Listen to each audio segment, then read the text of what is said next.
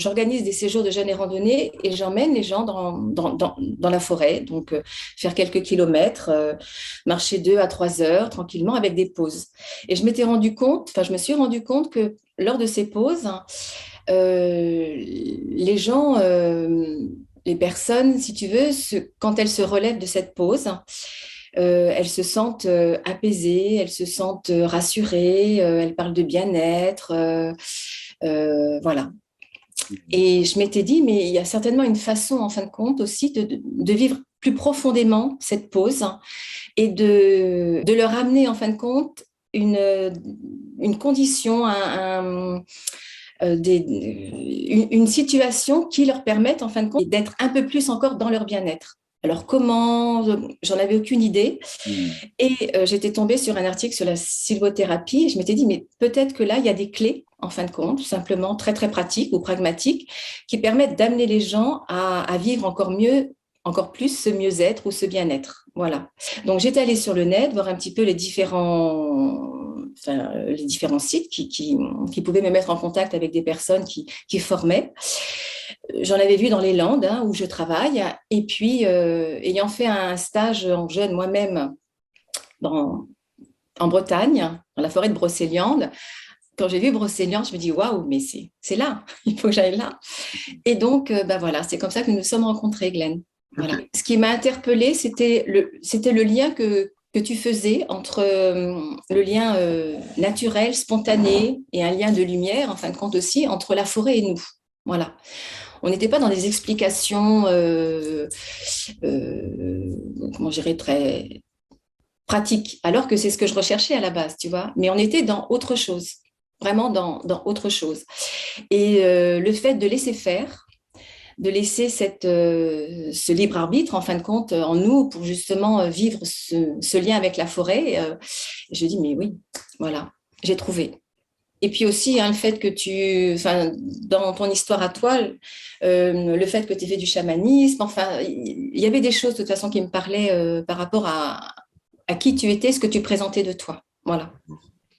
Je ne voulais pas tomber sur un garde forestier ou sur quelqu'un ou un guide de la nature qui m'explique, tout en sachant que c'est très intéressant et que ça m'intéresse aussi, et tel arbre, et telle plante, et on peut manger, et on peut cueillir. Voilà, non, c'était pas ça que je recherchais. Donc,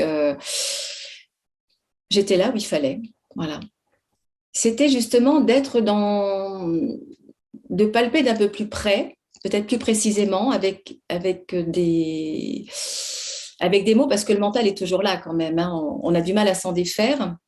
Justement, de rentrer dans cette autre dimension de l'être, si tu veux, qui nous permettent d'être à l'aise avec nos ressentis, avec nos émotions.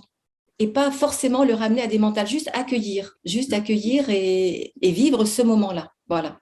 Ok. Et je voulais l'expérimenter plus précisément, peut-être, en ne sachant pas du tout ce que j'allais vivre, hein. C'était évident. Mais voilà, c'était ce qui me parlait. J'aime justement cet inconnu qui vient à moi, là, ou qui... je ne sais pas comment le dire, mais tu vois, ça me remplit. Oui, vraiment. Hmm. Ouais. J'ai lu, ça m'a parlé, et j'ai dit, OK, j'y vais. Ok. Voilà. Alors, ce que j'ai le particulièrement aimé, c'est même pas aimé, tu vois, au sens apprécié. C'est de l'ordre du vécu. Et puis, ce groupe-là de 12 personnes aussi, où très vite, on a été en phase ensemble, quoi, les uns et les autres. Alors, ce partage, cœur à cœur, c'est cette façon de vivre dans la marche silencieuse, dans un rythme lent, où on se pose, où, on parlait de mots tout à l'heure, mais où on se repose, où on dépose. Enfin, il y a plein de choses comme ça qui prennent sens, hein, mais qui prennent sens pas simplement au travers des mots, mais au travers de nos ressentis, tu vois. Et ces émotions, rien qu'en se regardant, rien qu'en en se frôlant ou en frôlant les arbres aussi, tout, je sais pas, tu vois, voilà, ça ça, c'est ce que j'ai aimé alors, tu vois, mais parce que je l'ai vécu de l'intérieur, quoi. C'est ça aussi qui est très intéressant dans ta guidance. C'est que oui, tu nous amènes déjà à nous poser, à nous ancrer. voilà, avec ces moments de centrage, de recentrage, d'ancrage, qu'on pourrait appeler aussi des méditations, hein, pour certains d'entre nous sûrement, ou du moins qui font le lien avec ce qu'on peut vivre en méditation. Et en plus de ça, même s'il y a donc un cadre qui est donné, on a un libre arbitre, on a une liberté de vivre ce qu'on ressent, sans challenge derrière, sans je dois absolument rendre compte de quelque chose ou partager quelque chose. C'est comme ça nous est confortable. À ce moment-là, précis dans l'instant, c'est d'une richesse incroyable parce que ça nous laisse vivre ce moment vraiment en toute liberté. Et cette liberté, elle est autre que l'illusion qu'on a dans notre vie quotidienne, où on a l'impression d'avoir le choix d'eux, et en fin de compte, c'est complètement illusoire. Là, on est dans un endroit où on peut vivre pleinement notre liberté d'être, de faire, de penser, de dire, sans jugement, dans la bienveillance, voilà, et on se sent bien, on se sent protégé. D'où le cadre d'ailleurs. On se sent en sécurité. Il y a la forêt, il y a toi avec ta guidance. Voilà. Ouais. Ok. C'est la justesse, c'est l'honnêteté, c'est la justesse des mots échangés, des regards échangés. Il n'y a pas de faux semblants, il n'y a pas de,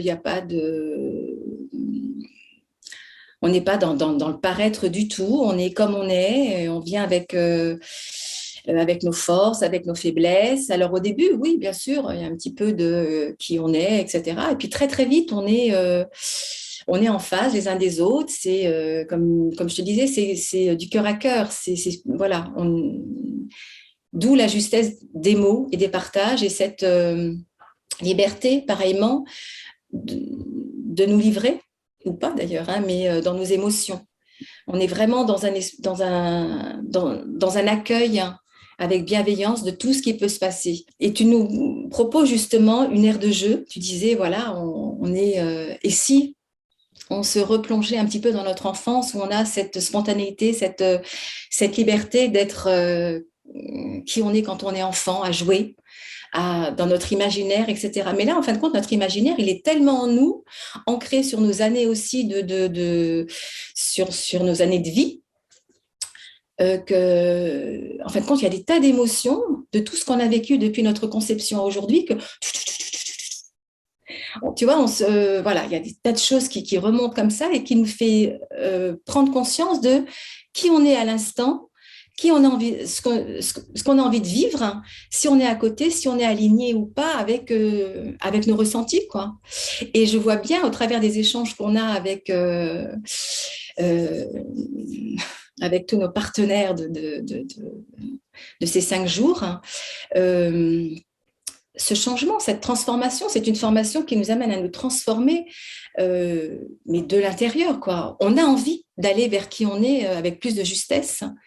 Voilà. Et ce que j'ai vécu là pendant 5 jours, euh, et c'est ce qui a fait justement la force de nos relations au fil de ces 5 jours, c'est que j'avais l'impression que chaque jour, on était quelqu'un de différent, quelqu'un de nouveau, avec une autre intention à chaque fois. Voilà. On était vraiment dans le vécu de notre être, donc dans toutes ses dimensions. Donc ça, c'est un plus extraordinaire. Voilà. Ce qui a été surprenant, c'est la façon dont très naturellement on a échangé entre nous euh, et sur ce qu'on a envie de vivre et faire partager aux autres, sur ce qu'on a envie de partager avec les gens qu'on va rencontrer pour justement continuer ces bains de forêt. Voilà. Et donc, pas de blablabla, mais juste être dans l'attention, justement, dans des intentions. Euh, c'est ça qui était surprenant. C'est-à-dire que moi, je suis venue chercher une boîte à outils. Ah bon, alors d'accord, pour guider, il faut faire les amener à cet endroit, à un endroit que j'aurais repéré. Et puis donc, il y a telle étape, et numéro 1, et numéro 2, numéro 3, etc., etc. OK, ça on l'a, et merci, une boîte à outils qui est bien construite. Mais, pas mais d'ailleurs, et qui donne une liberté à qui on est en tant que guide, mais également une liberté d'accueillir tout ce que sont les gens qui vont venir vivre ces bains de forêt, là est la surprise en fin de compte. C'est cette façon, c'est de se dire, mais oui, tu es capable, avec ton intuition, dans l'improvisation, d'apporter et d'accueillir et de faire en sorte que ces gens vivent ces bains de forêt comme ils ont envie de les vivre. Même si c'est cadré, avec ses repérages, etc., pour que quand même il y ait un début et une fin, certes. Mais voilà ma surprise. Je pensais, parce que je le vivais comme ça, que la forêt, c'était effectivement un endroit où j'étais sûre de trouver de l'apaisement, la sérénité, un bien-être, et que je ressortais avec la banane, avec le sourire, et je me sentais bien pendant un temps, une respiration autre, voilà. Et c'est ce que les clients vivaient aussi, mes clients vivaient aussi quand je les amenais en forêt, alors en lien ou pas avec le jeûne, mais voilà. Donc, et puis aujourd'hui, je vois la forêt un petit peu différemment. Enfin, pas un petit peu d'ailleurs, vraiment, vraiment, vraiment. C'est vraiment une. Alors oui, on parle de reconnexion à la nature, mais je crois que cette forêt aujourd'hui, euh, elle a les clés. Elle nous apporte des clés pour justement vivre profondément qui on est, et c'est à nous de les saisir. Euh, voilà. Si je devais donner une définition du bain de forêt, comme moi, je la vis aujourd'hui comme guide de bain de forêt, c'est une rencontre de soi, euh, vraiment un voyage en soi, en fin de compte, dans un endroit qui a les clés, qui me permet justement d'ouvrir mes portes en conscience, pour être aligné, pour être ancré, et pas simplement dans la forêt, mais au-delà de la forêt. Voilà. Ah non, mais c'est en moi pour toute ma vie, là. C'est fou.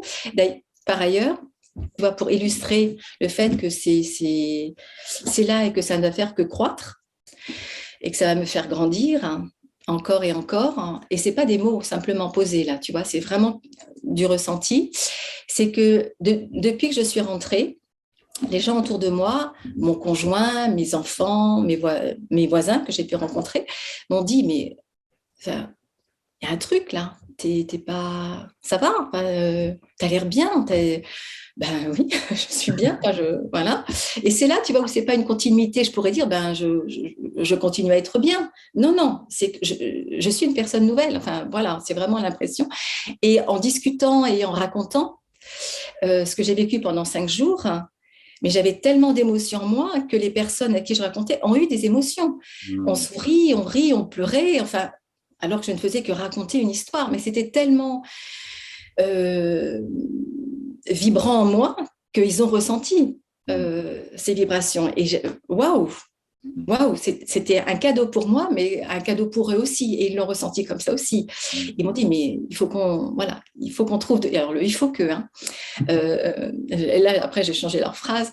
Il faut qu'on trouve du temps pour que tu nous emmènes en forêt. Mais non, mais si vous avez envie, mais on y va quand vous voulez, hein, même un soir, etc. Ben voilà. Et je pratique donc des massages de bien-être. Et en reprenant donc lundi mes soins, mais alors des soins d'une autre intensité, d'une autre dimension, mais autant enfin, que j'ai ressenti moi, que mes clients ont ressenti aussi. Ils m'ont dit, mais Pascal, waouh, c'est encore plus qu'avant, quoi. Et là, enfin, c'est que du bonheur, vraiment, partager et à partager. Voilà. Je ne pourrais que les encourager et leur dire, mais va vivre l'aventure, quoi. C'est une aventure pour toi et va la vivre, vraiment. C'est même plus qu'une aventure, quoi. Va vivre qui tu es. Chouette. Merci à toi, Glenn, vraiment, vraiment, vraiment. Et puis, bah, je te dis à bientôt. Voilà, merci.